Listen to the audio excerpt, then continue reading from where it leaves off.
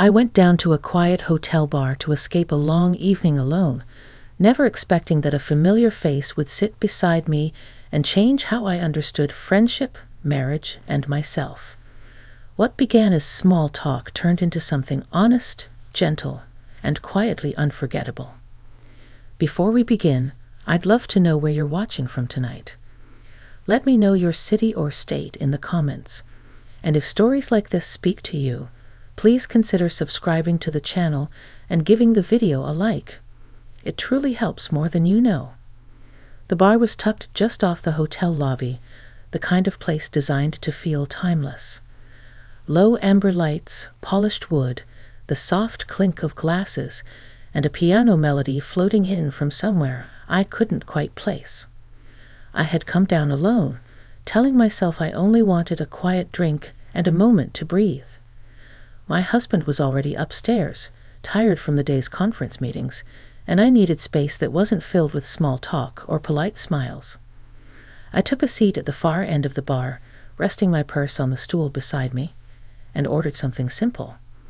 The bartender nodded as if he understood exactly what kind of night I was having. I watched the reflections in the mirror behind the bottles, thinking about how strange it felt to be in a city that wasn't mine, surrounded by people whose lives I'd never know. That's when I heard my name. I turned slowly, surprised, and there he was. Daniel, my husband's friend, someone I'd known for years, mostly through holidays, barbecues, and the occasional long weekend trip. We had always been friendly, but never especially close. He smiled in that familiar, reserved way of his, as if he wasn't sure whether to interrupt or walk away. "I didn't expect to see you down here," he said. "I could say the same," I replied, gesturing to the empty stool. "Sit, if you'd like." He hesitated just a moment before taking the seat. I noticed how tired he looked, not just physically, but in a deeper way. The kind of tired that settles behind the eyes. We exchanged a few polite words about the conference, the city, the hotel. Safe topics, comfortable ones. Minutes passed. The piano music shifted to something slower. The bar filled and emptied in waves. Daniel ordered a drink, then barely touched it. I could sense there was something weighing on him, though I didn't press. At our age, you learn that everyone carries something, and sometimes the kindest thing is simply to sit beside them. Eventually, he spoke again, his voice lower this time. "Do you ever feel like life got busy before you had time to think about what you wanted?" The question caught me off guard. I considered giving a light answer, something easy, but instead I told the truth. More often than I'd like to admit. He nodded, staring into his glass. "I don't talk about this much," he said, almost to himself. But tonight, it felt easier. I listened as he began to open up, slowly and carefully, like someone stepping onto thin ice. He talked about work, about choices made years ago that couldn't be undone, about feeling present but somehow unseen. There was no bitterness in his words, only reflection. I shared pieces of my own story in return, things I rarely said out loud. Not complaints, just quiet observations about time, change, and the strange way relationships evolve. There was no rush, no expectation. Just two people speaking honestly in a place that felt suspended from the rest of the world. I became aware of how calm I felt, how grounded. The tension wasn't uncomfortable. It was thoughtful, alive with understanding rather than desire.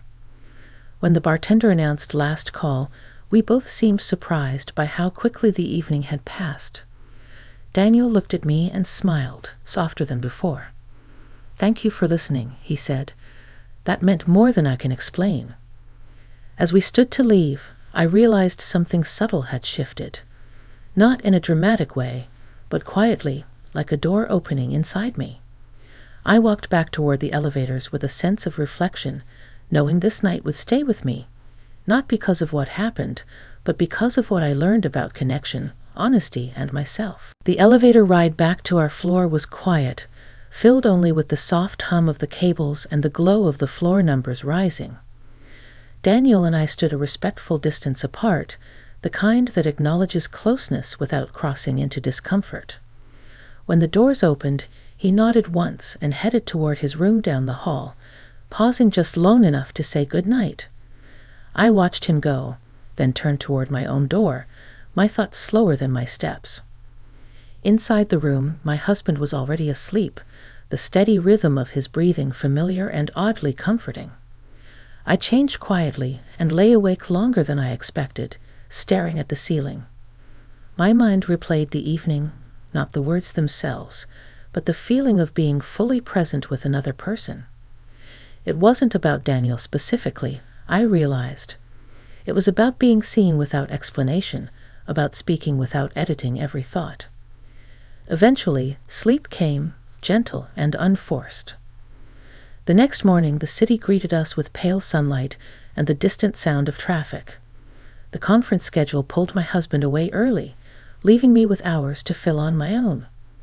I took a long walk through nearby streets, noticing details I might have rushed past otherwise. The way steam rose from sidewalk grates, the smell of fresh bread from a corner cafe, the steady pace of people heading somewhere important. When I returned to the hotel, I found Daniel in the lobby lounge, seated with a cup of coffee and a newspaper folded beside him. He looked up and smiled, this time without hesitation. "Good morning," he said, as if we were old friends meeting by chance. "Good morning," I replied, surprised by how natural it felt to sit across from him. We talked about small things at first. Travel stories, favorite breakfasts, places we'd lived long ago. The conversation flowed easily, with pauses that didn't need filling. At one point he laughed, a real laugh that reached his eyes, and I realized I'd rarely seen him that relaxed before. Later, we stepped outside together, walking no particular direction. The city seemed different in daylight, sharper but less guarded. Daniel spoke about his early years, about ambitions he'd held on to quietly, and how life had taken him down a steadier, safer path. I shared my own reflections, how being a wife and a mother had shaped me in ways I cherished, but also how parts of myself had grown quiet over time. There was an understanding between us that felt steady and sincere. No lines blurred, no assumptions made, just two adults acknowledging the complexity of long lives well lived, with all their compromises and quiet victories. That evening, the conference hosted a formal dinner. The room was bright, filled with conversation and clinking glasses. Daniel and I exchanged a brief glance across the table, a shared awareness of the quieter conversations that mattered more. When the night ended, we said goodnight again, this time with a sense of familiarity that surprised me. Back in my room, I reflected on how unexpected connection can arrive when you least expect it. Not to disrupt what you have, but to remind you of who you are. As I turned off the light, I felt a growing awareness that this experience was shaping me in ways I didn't yet fully understand, and that the days ahead might offer more moments of quiet clarity if I stayed open to them. The third day arrived with a softer rhythm. The conference schedule thinned, and there was less urgency in the hallways. People lingered over coffee, conversations stretching instead of snapping shut. My husband mentioned an afternoon meeting that would run long, and I found myself with unplanned hours again. This time, the empty space didn't feel like something to fill. It felt like something to step into. I spent the morning reading near the large windows on the mezzanine level, sunlight warming the pages. I looked up now and then, half expecting nothing in particular, until Daniel appeared at the edge of my vision. He hesitated before approaching, as if unsure whether to interrupt. I closed my book and smiled, inviting him into the moment without words. We decided to leave the hotel and find a quieter place nearby. Not a tourist spot, just a small public garden a few blocks away, tucked between older buildings. The benches were worn smooth, the trees tall and patient. We sat side by side, facing forward, like two people watching the same horizon rather than each other. There was a pause before either of us spoke. It wasn't awkward. It felt necessary. "I've been thinking about our conversation," he said finally. about how easy it was to talk. I nodded. Me too. It reminded me that listening can be just as important as speaking. He told me how rarely he slowed down enough to hear his own thoughts, let alone say them out loud.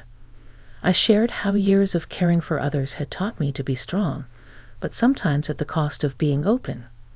The words came gently, without weight or expectation. We weren't trying to solve anything. We were simply acknowledging truths. As the afternoon passed, I became aware of how grounded I felt. Not lighter, exactly, but steadier. The kind of steadiness that comes from understanding rather than excitement. Daniel spoke about his friendship with my husband, about loyalty and respect, making it clear how much he valued both. I appreciated that more than he knew. It set the tone for everything else, keeping the space between us clear and honest.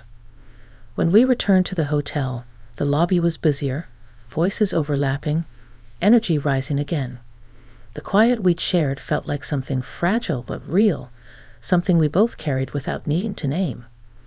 We exchanged a few practical words about dinner plans and schedules, then went our separate ways. That evening, as I sat beside my husband at dinner, I listened more closely than usual. I noticed the familiar gestures, the stories I'd heard before, and felt a renewed sense of appreciation.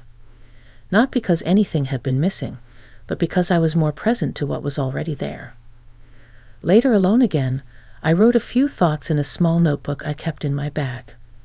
Nothing dramatic, just reminders to stay curious, to listen deeply, to allow space for reflection without fear.